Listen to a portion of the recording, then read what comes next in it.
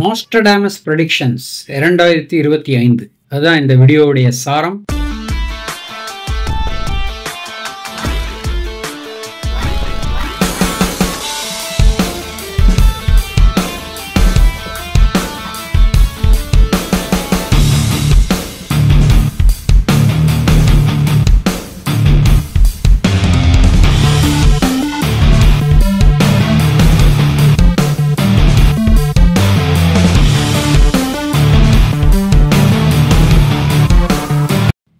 வீடியோக்குள்ளே போகிறதுக்கு நான் இப்போ சொல்கிற மாதிரி வியூவர்ஸ் சப்ஸ்கிரைப் பண்ணிக்கோங்க. கமெண்ட் செக்ஷனில் கமெண்ட்ஸை கண்டிப்பாக பதிவு செய்யும்.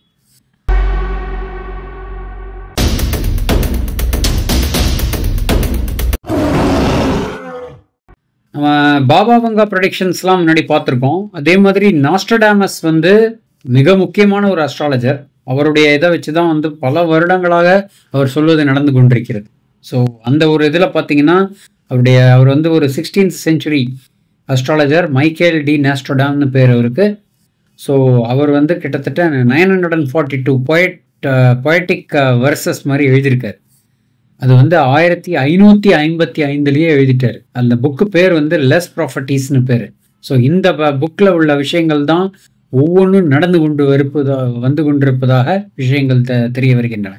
ஸோ அந்த ப்ராஃபஸிஸ் படி இந்த வருடம் என்னெல்லாம் மெயினாக நடக்க போகுது அப்படின்னு பார்த்தீங்கன்னா, இவரும் பாபா வங்கா மாதிரியே சொல்கிறாரு, க்ரூயல் வார்ஸ் நடக்கும் 2025 எஸ்பெஷலி பெரிய லெவல் டென்ஷன்ஸ், அது மூலமாக பெரிய லெவல் வார்ஸ் நடக்கக்கூடிய ஒரு பாசிபிலிட்டி சொல்கிறாரு. அது இப்போது நம்ம கம்பேர் பண்ணி பார்த்தா நம்மளுடைய ஜியோ பொலிட்டிக்கல் சுச்சுவேஷனுக்கு தகுந்தாற் போல் இது நிதர்சனமான உண்மைன்னு தான் சொல்லலாம். ரஷ்யா உக்ரைன் ஒருபுறம், அதை தவிர Hezbollah, Hamas, Iran, US, Israel எல்லாருமே ஒரு பக்கம் இது நடந்துக்கிட்டு இருக்கு. மிடில் ஈஸ்ட் கொஞ்சம் டென்ஷன்ஸ் ஜாஸ்தியாக தான் இருக்குது.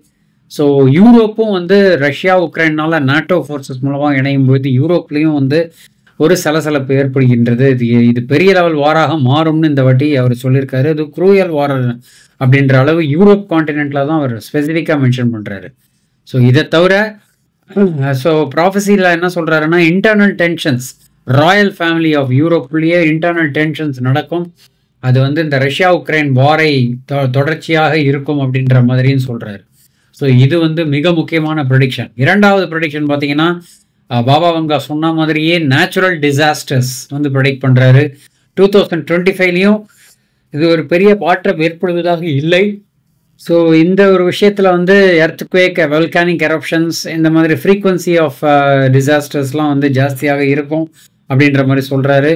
ஸோ அது சில விஷயங்கள்லாம் ரொம்ப உலகத்தையே புரட்டி போடும் வகையாக இருக்கும். அது தவிர எர்த்துடைய கீழே இருந்து ஒரு அக்னி பெரிய லெவலில் எக்கனாமிக் வல்கானிக் ஆக்டிவிட்டியை இன்க்ரீஸ் பண்ணும் அப்படின்ற மாதிரி ப்ரெடிக்ட் பண்ணியிருக்காரு. இது அவருடைய இரண்டாவது மிக முக்கியமான ப்ரெடிக்ஷன்னு சொல்லலாம்.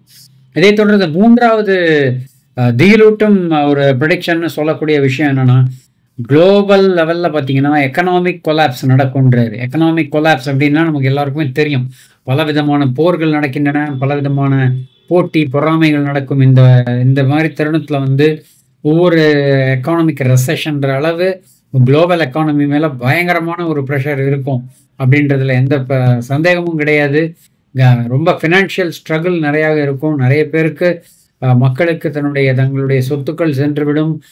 பல நேஷன்ஸ்லாம் பேங்க்ரப்ட் ஆகிடுவாங்கன்ற அளவுக்கு பயங்கர திகிலூட்டும் விஷயங்களை தெரிவிக்கிறார் நாஸ்ட்ரடாமஸ்ன்றது தான் அவருடைய மிக முக்கியமான மூணாவது பாயிண்ட். நான்காவது, இவ்வளவும் சொல்லிட்டு கொஞ்சம் ஆறுதலாக ஒரு பாசிட்டிவான ஒரு விஷயம் இருக்குப்பா அப்படின்னு சொல்லிட்டு, அட்வான்ஸ்மெண்ட், டெக்னாலஜியில் அட்வான்ஸ்மெண்ட்ஸ் இருக்குது, ஹியூமன் லைஃப்பில் பல விதமான மாற்றங்கள் அதனால் வரும், அது பாசிட்டிவாக இருக்கும்ன்ற மாதிரி சொல்லி முடிக்கிறாரு. பட் அவர் என்ன சொல்கிறாரு அப்படின்னா, அந்த என்ன கிளியராக எதுலன்னு அவர் மென்ஷன் பண்ணலை. பட் அவர் சொல்கிற விஷயங்கள் டெக்னாலஜிக்கல் டெவலப்மெண்ட்ஸ் கொஞ்சம் நல்லாவே சிக்னிஃபிகண்ட்டாக இருக்கும் இந்த வருடம் அப்படின்னு எதிர்பார்க்கலாம். ஆல்ரெடி நம்ம பார்த்துட்டோம், ஆர்டிஃபிஷியல் இன்டெலிஜென்ஸ் நல்லா டெவலப் ஆகிருக்கு. தவிர ஸ்டார் லிங்க் அந்த மாதிரி சில இன்டர்நெட்லேயே பல விதமான சேஞ்சஸும் தெரிகிறது. ஸோ பொறுத்திருந்து பார்க்க வேண்டும். இது அவருடைய நான்காவது மிக முக்கியமான விஷயம். அடுத்தது அவருடைய இன்னொரு மிக முக்கியமான விஷயம் கிளைமேட் சேஞ்சோட பொருத்தமான விஷயந்தான். ஸோ அதில் என்ன சொல்கிறாருன்னா, இந்த மாதிரி என்விரான்மெண்ட் பேட்டர்ன்லேயே வந்து ஷிஃப்ட்ஸ் இருக்கும். அது ஆல்ரெடி நம்ம பார்த்துட்டு இருக்கோம். இப்போவே வந்து பார்த்தீங்கன்னா ஜனவரியில் இருந்தாலும் அது வந்து மழை பெய்யக்கூடிய ஒரு சூழ்நிலை அந்த மாதிரி தான் இருக்குது.